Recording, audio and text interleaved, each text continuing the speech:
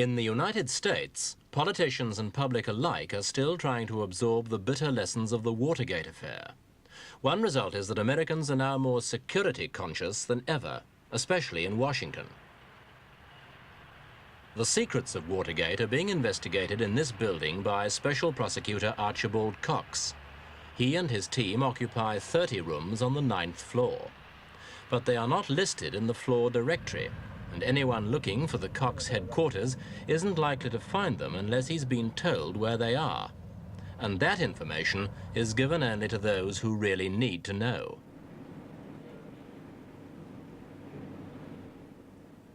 Unlike the well-publicized Senate inquiry under Sam Ervin, the Cox investigators aren't merely trying to get at the facts, but are trying to decide who, if anyone, needs arresting. For this, they say they want minimum publicity and maximum security. The only TV cameras here are trained on the visitors.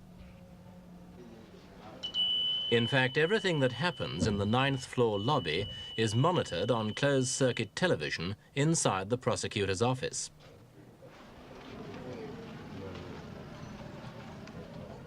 Every movement outside triggers off a buzzer by means of a special suction pad on the screens. And there's more equipment we weren't allowed to film. The permanent police guard uses telephones that are regularly checked for wiretaps, and an elaborate system of passes keep journalists well away from offices where documents are kept. The most sensitive documents are kept in a strengthened room with no outside walls. We asked Jim Doyle, one of Cox's aides, why these extraordinary precautions were necessary. Well, a couple of reasons. The background of this case is one in which there have been allegations of burglary, electronic surveillance, bugging, surreptitious entry in the night, etc. So clearly that's part of the background.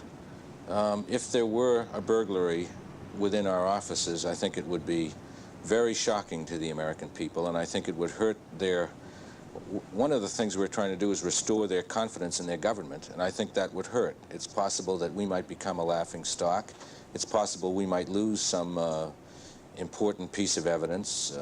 We just can't afford that sort of thing. There's been so much publicity attached to Watergate that you might be tempted to believe that the bugging industry begins and ends in America, and that, of course, just isn't true.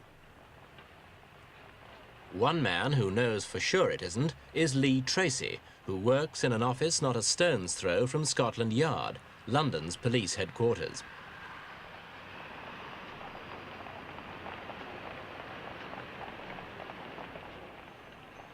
Tracy once worked in intelligence in the Royal Air Force, but now he runs his own business, making a wide range of electronic devices, including bugging equipment.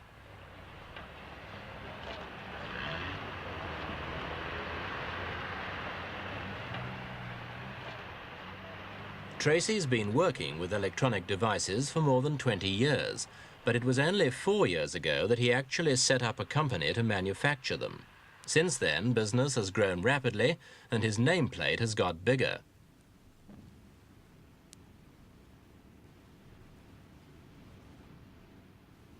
A selection of Tracy's bugging equipment is on display in the showroom, and he explained how some of them worked.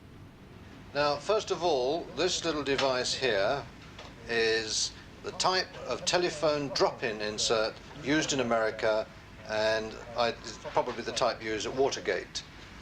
That is dropped inside to the mouthpiece. Now, this particular one with the two hooks is hooked into the telephone line or into the telephone and does exactly the same job. It transmits voice as soon as the telephone is used.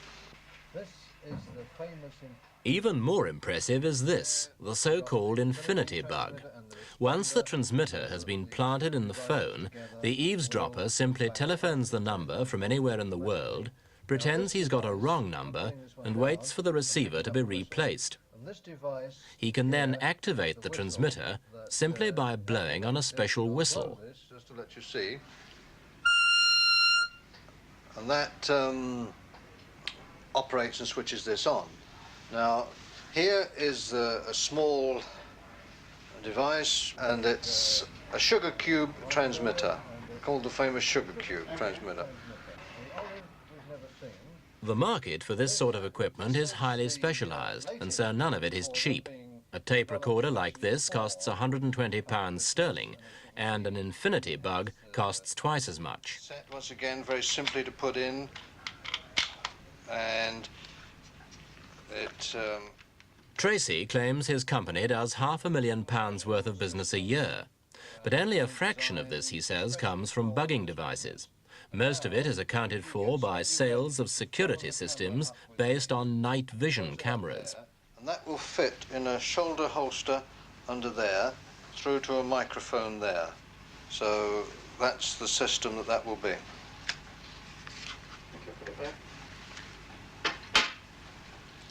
Now this is a miniature camera, which is very interesting because it uses standard 35mm and is a repeat shot.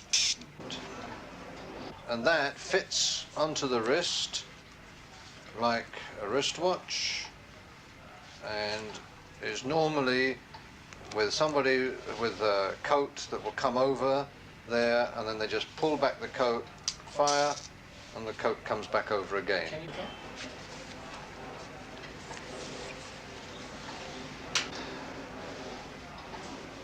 And this is a wall listening device, and that's the small battery which fits into it.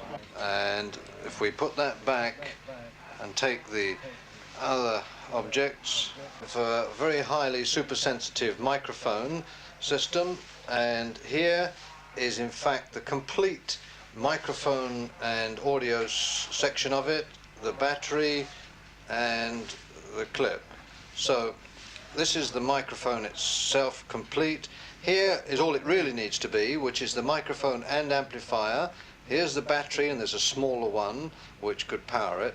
And here is the plug which we fit on, because the actual connections there at this end are so minute that it's very difficult for anybody to actually solder onto them. Whilst we were filming, Tracy was visited by a German colleague, Erwin Reichenberger. Fine. Well, you got some new toys? Yes, some new things. At first for the telephone line, a small one.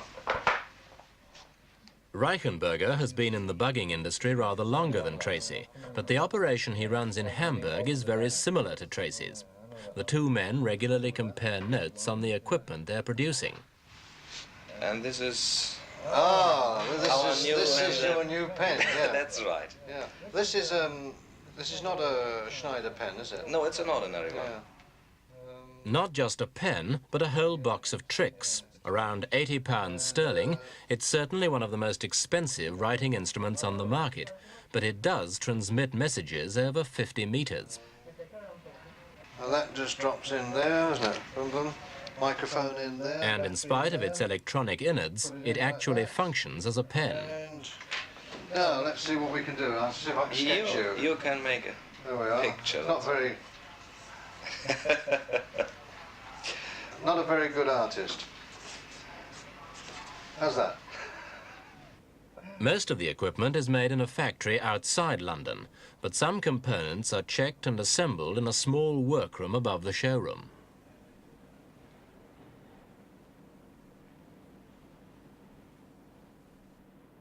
One of Tracy's sidelines before he got into electronics full-time was doing special effects for films. In Stanley Kubrick's film Space Odyssey, for example, he designed a cooling system for actors dressed in ape costumes. He also developed ejector seats for James Bond. But the work he's doing now has nothing to do with science fiction or spy fantasy.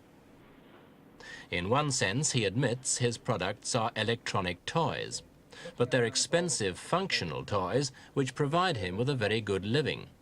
How big is the bugging industry? In the UK, it's almost non-existent.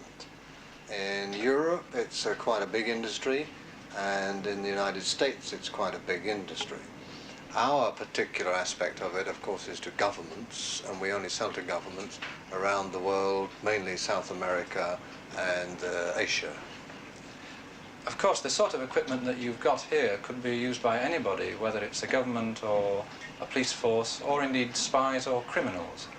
Just how choosy are you about your customers? Who do you sell to and who would you not sell to? Well, we are exceptionally choosy in that we apply maximum protection to make sure that we will only sell to an official government or an official department.